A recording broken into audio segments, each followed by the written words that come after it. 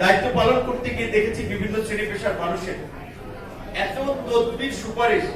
আবার এই তদবির সুপারিশ যদি আমরা বাস্তবায়ন করি তাহলে কিন্তু আমাদের নামে নিউজ হবে। আজকে ব্যক্তিগতভাবে দুটো কথা বলতে চাই, সেটি হচ্ছে আমরা যে জুলাই গণ অভ্যুত্থানের পরে নতুন বাংলাদেশের কথা বলছি, পরিবর্তনের কথা বলছি, সেই পরিবর্তন আসলে সবার দিক থেকে শুরু করতে হবে। সবাই মিলে সেই পরিবর্তন সার্থক করতে হবে। আদারওয়াইজ কোনো রাজনৈতিক দল কিংবা সরকার চাইলেই কিন্তু সেটি সম্ভব হবে না।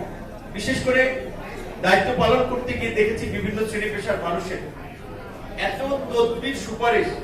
আবার এই তদবির সুপারিশ যদি আমরা বাস্তবায়ন করি তাহলে কিন্তু আমাদের নামে নিউজ হবে। তাহলে এই তদবির সুপারিশ কেন?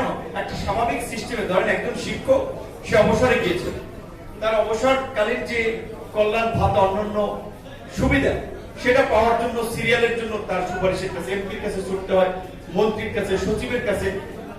কিংবা ধরেন আপনার গ্রামের মফস্বল এলাকার একটা রাস্তা করবেন কিংবা একটা কালভার্ট, একটা ব্রিজের জন্য যাবেন, সেটার জন্য 2-3 দপ্তর অনেকের সুপারিশ দিতে হয়। তো আমরা চাই যে একটা প্রপার সিস্টেম, যথাযথ একটা সিস্টেম দেশে গড়ে উঠুক, যেন কোনো কাজ করার জন্য কোনো বিশেষ কারো সুপারিশ তদবিরের প্রয়োজন না হয়, অটোমেটিক সিস্টেম অনুযায়ী সবকিছু চলবে।